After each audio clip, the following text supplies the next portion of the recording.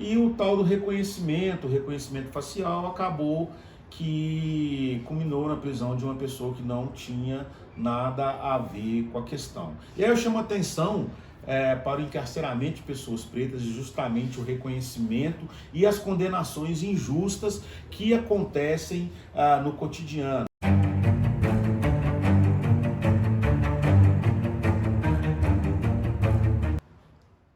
Olá pessoal, hoje estou com o meu amigo Dr. Gilberto Silva Pereira, dentre outras atividades que ele faz, é ativista político, ativista social. Seja bem-vindo à Introdução Brasil. Muito obrigado, meu irmão.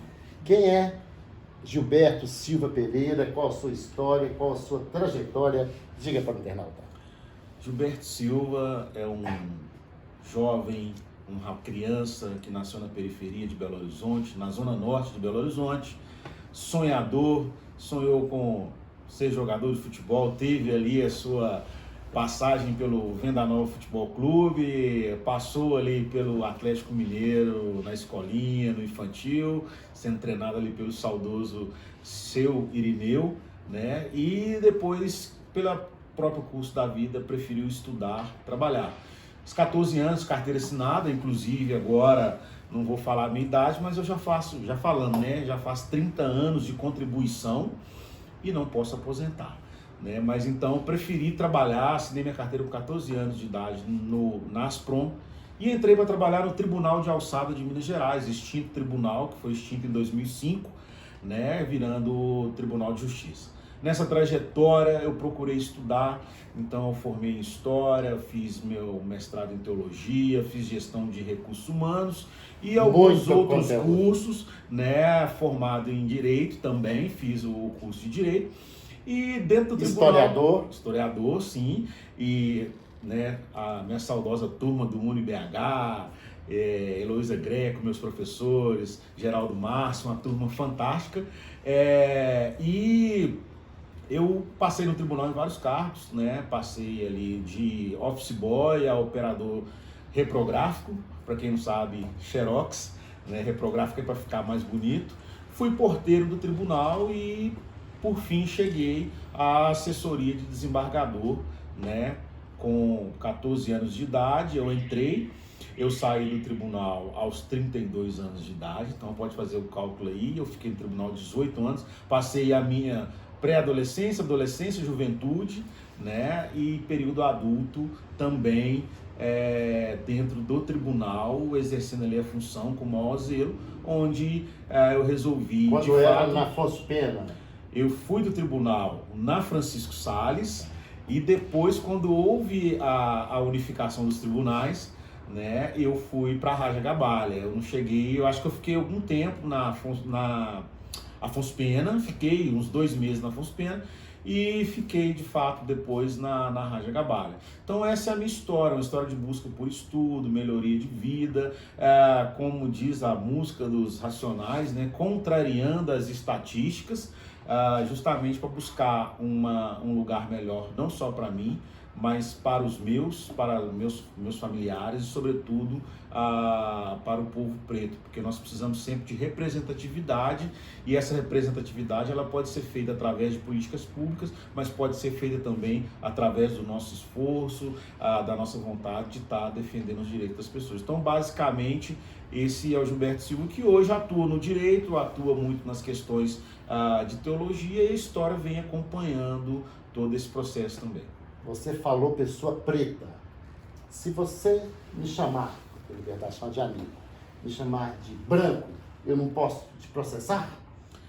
Primeiramente, é importante a gente lembrar que para que se tenha um processo quando se trata de ofensas, então a honra subjetiva e a objetiva ela se confunde, mas a objetiva é quando eu falo diretamente para a pessoa. A honra subjetiva é aquela que vai dentro do âmago, dentro do íntimo da pessoa, onde há aquela ofensa de modo que vai atingir até mesmo o psicológico da pessoa. Então quando tem essas ofensas, se for chamado de branco, nós teremos aí uma outra questão, que pode ser uma difamação, dependendo do contexto. Mas nunca podemos trazer essa questão de chamar a pessoa de branco para dentro da questão racial, da questão de racismo, até mesmo porque já é pacificado pelo STF que não existe racismo reverso. E por que não existe racismo reverso? Uma pessoa, quando ela é chamada de branca, ela ainda vai ser chamada dentro de uma questão de privilégio. A branquitude é um privilégio na nossa sociedade, tanto que os padrões... A nossa, você diz, no Brasil ou no mundo? No mundo, e posso te ilustrar no mundo, nós temos aí as questões do próprio Vini Júnior e outros jogadores que estão sendo ofendidos. Polêmicas da atualidade. Nos estádios de futebol, as grandes agressões que tem com as cantoras, com as atrizes, pela internet. E quem são as vítimas desses ataques? São as pessoas pretas. Então nós temos um contexto histórico que, quando se tem esse ataque referindo à cor, à etnia, vem justamente com um contexto de diminuição, vem sempre com um contexto pejorativo. E aí o STF pacificou essa questão, já colocou uma pá de cal, no sentido de que não existe o racismo reverso. Ao chamar alguém de alguma forma, colocando a sua cor e a sua etnia, desde que não seja um indígena, desde que não seja uma pessoa preta, que é prejudicada historicamente, a gente pode deparar com outro tipo de crime, dependendo da pejoratividade e da conotação que é dada para isso. Mas quando se trata da pessoa preta, justamente por conta desse histórico, por conta de as pessoas no Brasil viverem momentos e a sensação de serem eurocêntrica, com aquele padrão branco, que o branco é melhor que a pessoa negra. Então o que acontece? Quando se tem esses ataques, as pessoas fazem para diminuir, para ofender, para poder levar a pessoa com um psicológico bem abaixo do que o seria normal. E pasme, vou te chamar até a atenção de uma coisa, de como que isso é tão subjetivo. Se fizer um estudo, e se nós compararmos, as pessoas não negras, elas têm mais pelo que as pessoas pretas. E logo, o macaco tem um monte de pelo. Então por que as pessoas não negras não são chamadas de macacas? E outra, nós sabemos que existe esses seres maravilhosos, macacos, que não têm a pele escura. Então por que uma pessoa não negra, peluda, que tem toda a característica, ela não é chamada de macaco? É justamente por causa desse contexto, um contexto de querer, não que o animal ele seja mal, ou que ele é lindo, ele é maravilhoso, mas o contexto estrutural da sociedade, ele faz com que isso seja replicado. Vou te dar um exemplo: você não vê as pessoas falar, o branco fedorento, preto fedorento, bate a bunda no cimento para ganhar 1.500. Já dizia um ditado horrível que entra dentro do racismo recreativo, porque traziam isso como se fosse uma brincadeira. Na verdade, trata-se do racismo recreativo, que foi usado durante muito tempo e que agora está tipificado em lei. Então, por isso que, ao chamar uma pessoa de branco, eu não vou estar cometendo crime de racismo. Dependendo da minha conotação e pegar o contexto, eu posso estar cometendo outro tipo de crime discriminatório, mas nunca o crime de racismo, porque ele não vai atingir. Eu lhe perguntei porque no Brasil nós somos descendentes de índios, negros, alemães, portugueses, enfim, se buscar no sangue nosso aqui, tem um pouquinho de cada coisa, né, doutor? Justamente, a miscigenação no Brasil ela é uma realidade, principalmente no pós-abolição, né, onde o Brasil precisava de mão de obra, mas devido ao racismo estrutural, a Lei Áurea não é um conto de fadas, não foi um favor que a princesa fez, a princesa Isabel fez para o povo preto. Na verdade ali foi um lero-lero, né, porque já existia um movimento abolicionista muito grande. Sim. E foi uma jogada política para não explodir a bomba, mas não teve política de igualdade, não teve distribuição de renda, não teve moradia, não teve educação, não teve lazer. E aí o Estado brasileiro, quando ele precisa de mão de obra, o que ele faz? Ele chama os europeus, pessoas não negras, para ocuparem os espaços na agricultura e em todas as mão de obra que o Brasil precisava para crescer. Quando vêm essas pessoas, também começa-se também um processo... O período de colonização aqui. Justamente. E aí, 600 anos. E aí vem um processo de miscigenação. Por quê? Porque aí há a mistura, vamos falar, o cruzamento, que as pessoas hoje batem muito, que são os relacionamentos interraciais, e aí houve essa mistura de raças. Mas é importante também lembrar que o Brasil tem uma miscigenação devido a um crime cruel, crime contra as mulheres negras que eram tiradas das senzalas, dos seios dos seus maridos, para satisfazerem os desejos do homem não negro, senhor de engenho, que por proibição da Igreja Católica não podia fazer determinadas práticas sexuais com as suas esposas e pegavam as escravizadas para poder satisfazer. E disso começou também esse processo de miscigenação no Brasil. Polêmicas da atualidade. Teve alguns acontecimentos no exterior e teve um recentemente aqui no Brasil. Gostaria que o senhor falasse para o internauta. Polêmicas da atualidade. Uma polêmica que eu queria trazer aqui chamou a atenção muito agora nessas últimas semanas, né? Na última semana, o caso que aconteceu em São Paulo, no estádio de futebol, e infelizmente uma jovem veio a óbito, e o tal do reconhecimento facial acabou que culminou na prisão de uma pessoa que não tinha nada a ver com a questão. E aí eu chamo a atenção para o encarceramento de pessoas pretas e justamente o reconhecimento e as condenações injustas que acontecem no cotidiano. É sabido que existe Ainda acontece, doutor? Ainda acontece. E é fácil de ver como que acontece. Pela abordagem policial.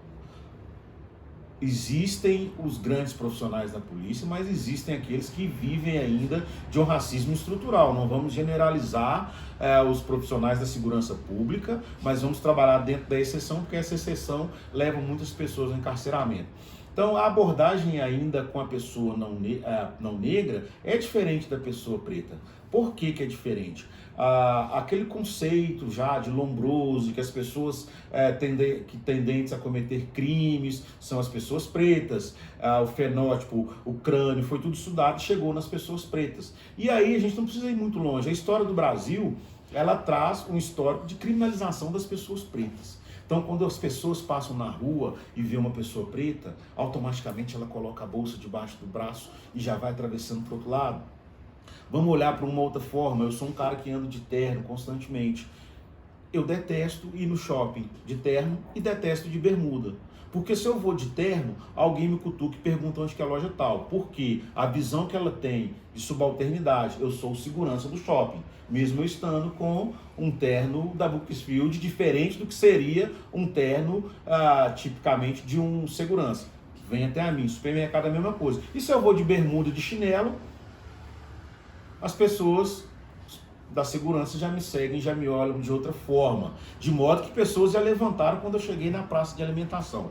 Mas voltemos ao que nós estávamos falando. Isso traz um reflexo no reconhecimento, de ter essa questão de a pessoa preta sempre ser aquela que é colocada na novela, ou como escravizado, ou como o dono do morro, ou como aquele que mata, aquele que trafica. Isso traz como um racismo estrutural e institucional, e esses reconhecimentos, eles são equivocados quando se tem o reconhecimento, principalmente o reconhecimento facial, e nós temos vários casos em que pessoas foram encarceradas injustamente e demorou-se anos para poderem ter a justiça, e a justiça sendo feita em favor deles. E não só no Brasil. Há 2 meses atrás nós vimos o noticiário de um homem negro que passou 30 anos condenado por estupro nos Estados Unidos por falso reconhecimento. E é importante também lembrar que até a questão do reconhecimento facial através da inteligência artificial, já existem estudos que até os algoritmos foram preparados de uma forma para serem racistas. Pasmem nisso.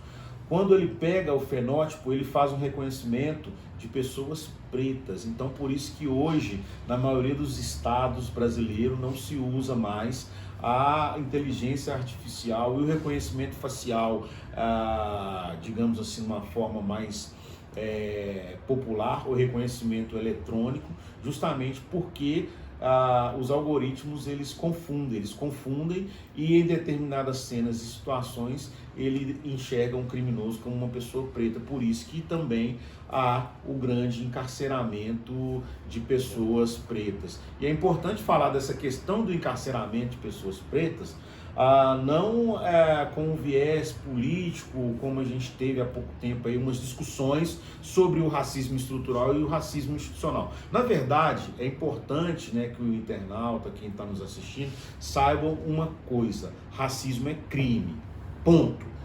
Assim como um homicídio, como o feminicídio, o furto, o roubo, racismo é crime, tipificado no Código Penal, é tipificado na Constituição Federal, existe lei própria e o racismo, infelizmente, ele assola a sociedade.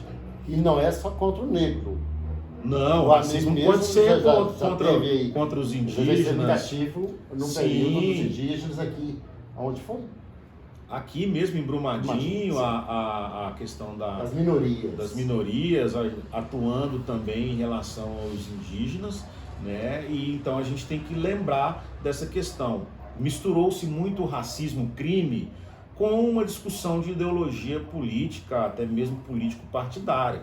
Mas temos que lembrar, e eu sempre friso, racismo é crime, e quando se trata de crime, tem que se discutir sim na sociedade. Liberdade de expressão. A liberdade de expressão, infelizmente, atualmente, ela está se confundindo justamente por questões de bandeiras político-partidárias, né? Nós temos limites para a liberdade de expressão? Temos, mas como que vai reconhecer esse limite da liberdade de expressão? Nós temos a liberdade de expressão antes do Marco Civil da Internet, em 2014. A liberdade de expressão estava muito voltada para a questão mais política, a gente via muito nos plenários, o exercício da profissão te dava umas prerrogativas de liberdade de expressão e elas permanecem ainda, tanto que o meio político ainda usa muito da liberdade de expressão, mas a gente consegue perceber quando se tem a intenção de ferir outra pessoa e ou quando tem a impressão de expressar determinadas situações. Mas nós temos que lembrar que, além dessas questões, nós temos a liberdade de expressão no campo jornalístico, político, religioso, exercício da profissão, a própria advocacia, quando eu estou em plenário e eu preciso expressar determinada situação, desde que não ofenda alguém, mas se eu estou num tribunal do júri ou se eu estou numa outra situação. E o que acontece? Estão trazendo debates da liberdade de expressão para ideologias políticas partidárias ou ideologias de movimentos, o que é muito sério. Por quê?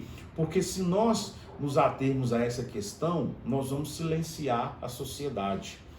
Independente de qual o tipo de religião, independente de qual o partido político. Por quê?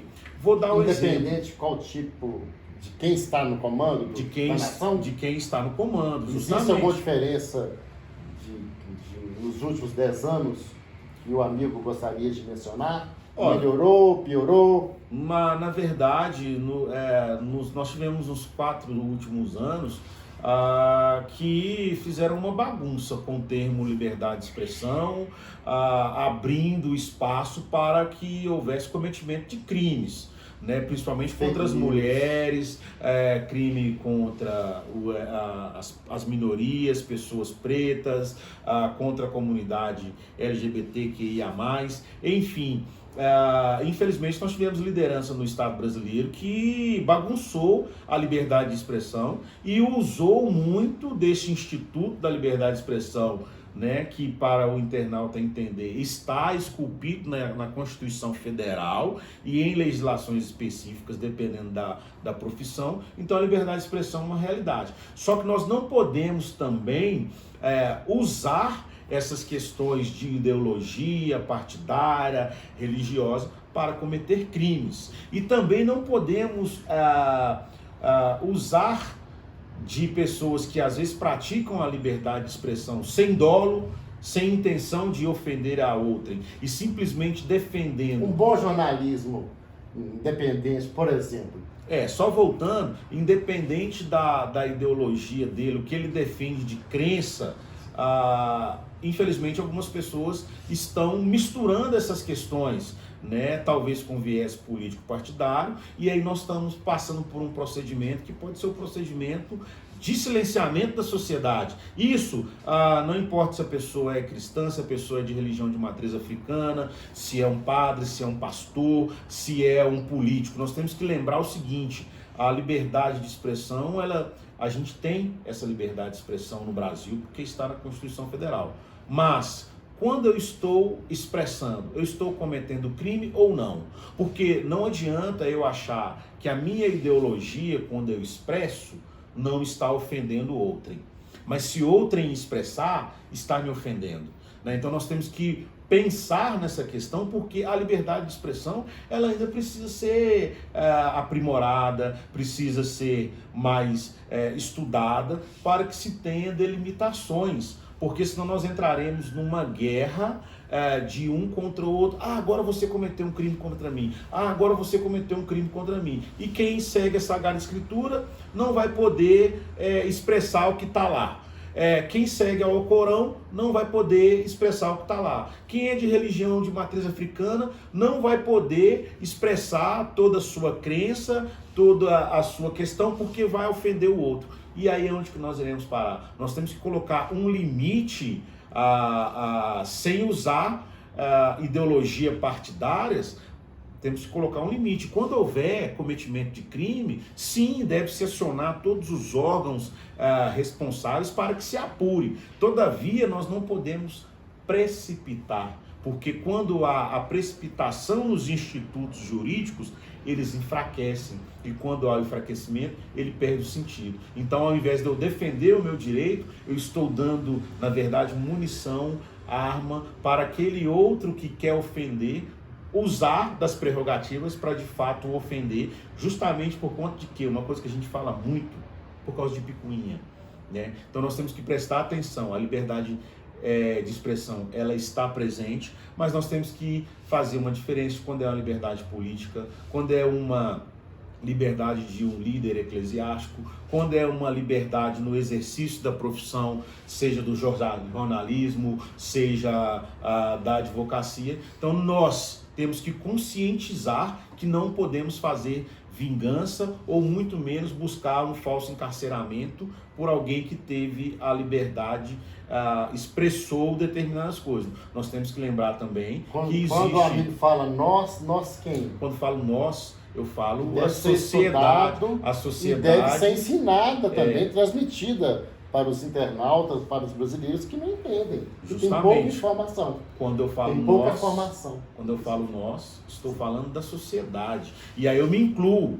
Eu não posso colocar para o outro, eu tenho que colocar justamente para a minha pessoa também. E eu falo nós no pluralismo, que são todos e todas brasileiros e não brasileiros, né, de entender que talvez nós estamos num processo, num momento em que chutaram tanto a liberdade de expressão que hoje nós estamos querendo vingar pelo que foi feito anteriormente, mas o que nós precisamos hoje, cada vez mais, é buscar o aprimoramento do Instituto Expressão de Liberdade, e se houver crime, que se faça investigações e puna quem cometeu o crime. E temos que lembrar que toda fala tem que estar dentro de um contexto, não vale descontextualizar falas, seja em que âmbito for, para que se tenha incriminação disso. Por isso que nós temos a polícia judiciária, que faz o seu trabalho de investigação,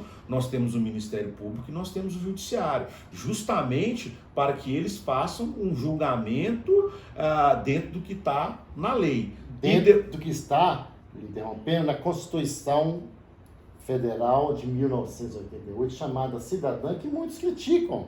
Às vezes a gente critica, mas é uma boa Constituição. Sim, o que você acha? Sim. Só faz o que tem que ser feito agora na evolução do Estado, é que faça se cumprir a lei. Justamente. E a Constituição Federal, nossa, ela é maravilhosa, ela é perfeita. perfeita entre aspas, mas comparada às outras constituições, ela é ótima.